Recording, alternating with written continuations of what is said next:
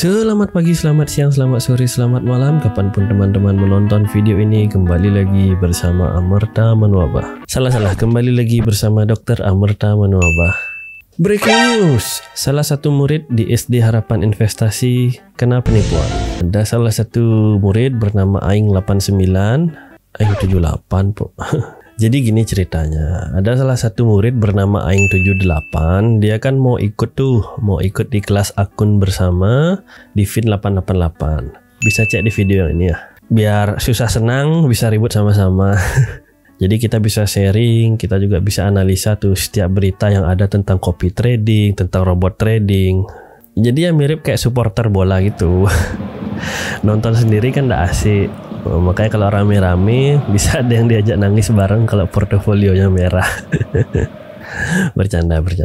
Pastikan pakai uang bersalju ya. Semua yang diterima di kelas itu benar-benar orang yang kalem. Jadi kan kita ada kriteria eksklusi tuh. Ada beberapa peserta yang kita keluarkan terkait karena penghasilan dan juga terkait juga dengan usia gitu loh. Kemarin kan ada yang sudah usia pensiun tapi memaksa ingin bermain dengan jumlah dana yang cukup besar. Kami kembalikan lagi dananya itu. Sekali lagi kami ingatkan itu bukan investasi ya, di situ bukan untuk investasi, itu murni untuk bahan pembelajaran gitu. Ya karena kan resiko volatilitas dari forex trading itu sendiri cukup signifikan ya gitu. Cukup besar sih naik turunnya. Makanya buat yang deg-deg, yang jantungnya nggak kuat, kami sarankan nggak usah bermain di sana gitu. Jadi kan ada salah satu siswa tuh dia mau join di akun bersama itu dan mengirim sejumlah dana ke wallet bersama di kelas A itu. Nah teman-teman kan tahu ya wallet kripto itu panjang kan. Jadi dia copy dan saat dipaste keluar wallet berbeda gitu.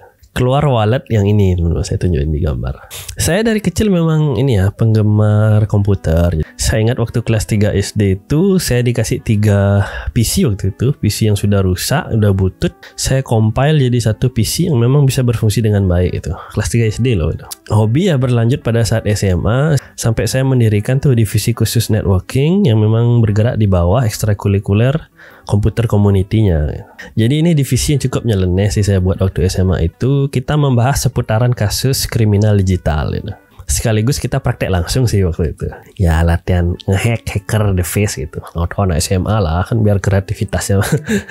Ya nggak afdol sih kalau kita nggak praktek ya. Waktu itu kita coba hack database laptop guru kita yang kebetulan kan memang terkoneksi tuh di jaringan sekolah kita gitu. Pada waktu itu gurunya Pak Christian, maaf ya Pak ya. Syukurnya beliau kan guru IT yang cukup open minded ya. Alhasil kami dari divisi 5 pada waktu itu nggak perlu ikut ujian komputer gitu. Dikasih nilai 90 sama beliau langsung gitu. Ya saya kuliah juga hampir masuk di jurusan IT ya. Tapi ya karena saya melihat visi dan misi nih di gambaran masa depan, memang sebaiknya kita gabungkan tuh bidang ilmu ya teman-teman. Jangan hanya terpaku pada satu bidang ilmu gitu. Coba hybrid gitu. Kalau kita fokus di satu bidang ilmu itu agak susah berkembangnya. Karena kan nggak ada nilai tambah, nggak ada nilai lebihnya gitu loh. Makanya dengan latar belakang kemampuan IT saya gabung itu ke dunia kedokteran. Hasilnya ya sebuah platform berbasis kedokteran gitu. Yang pada akhirnya menjadi ladang gandum ya. Ladang gandum Choco Chip buat saya. Ladang gandum. Jadi dari dulu itu saya sudah tahu ada yang namanya keylogger. Dan saya tahu itu bisa dipakai untuk mengcopy ketikan kita lakukan di laptop atau komputer kita yang sudah terinfeksi dari keylogger itu.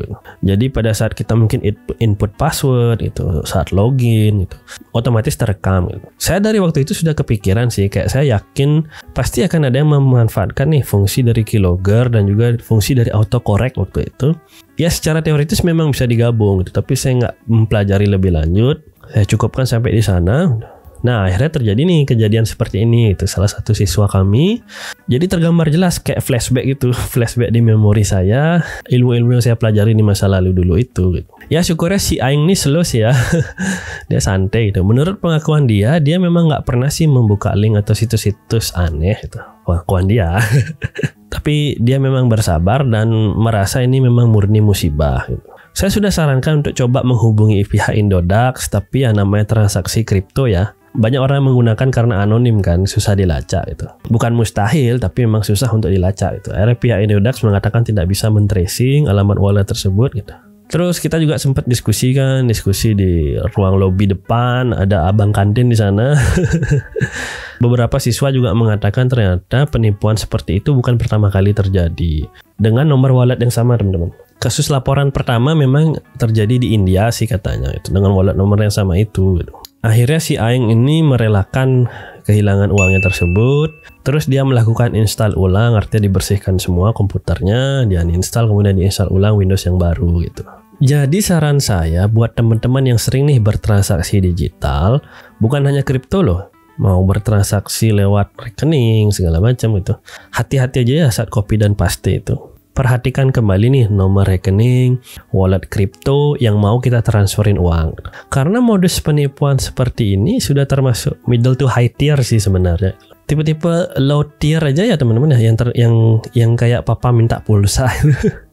Cukup banyak sih korbannya itu. Apalagi yang tipe-tipe ya middle class seperti ini, middle to high tier seperti ini. Saran saya sih kalau teman-teman mau bertransaksi online, bisa cek di cekrekening.id.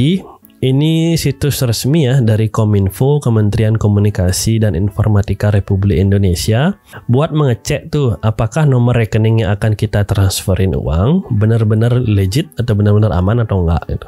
Dan teman-teman yang merasa pernah tertipu atau pernah ditipu, saya minta kesediaannya untuk meluangkan waktu ya. Luangkan waktu untuk upload ke sana, laporkan nomor rekening yang menipu teman-teman, screenshot juga percakapan dengan penipu tersebut. Kemudian terakhir nanti teman-teman diminta untuk melengkapi identitas diri teman-teman sebagai pelapor. Ya walaupun pelakunya sulit untuk ditindak, karena kan perlu kerjasama tuh dengan pihak kepolisian, pihak bank gitu. Setidaknya ya orang-orang di masa depan nggak akan terjebak lagi dengan penipu yang sama. Ini sih bank ya juga harusnya bersinergi ya. Tutup aja nomor rekening aneh-aneh dan bermasalah yang sudah dilaporkan di cekrekening.id itu. Dan satu kalimat yang bisa saya ambil, bisa dibilang ini rangkuman sih yang saya dapat selama menekuni dunia digital ya. Tidak ada benda yang terkoneksi dengan internet yang benar-benar aman dari resiko kejahatan digital.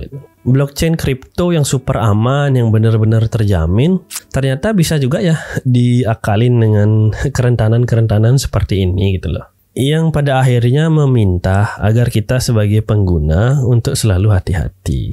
Jika video ini bermanfaat, saya hanya minta satu like dan subscribe agar video ini dibagikan nih oleh algoritma YouTube ke lebih banyak orang lagi gitu. Sehingga secara tidak langsung teman-teman juga sudah berpartisipasi tuh dalam menyelamatkan orang-orang di masa depan nanti dari resiko-resiko penipuan seperti ini gitu. Yang dislike asli penipu. Semoga semua sehat selalu. Bye-bye.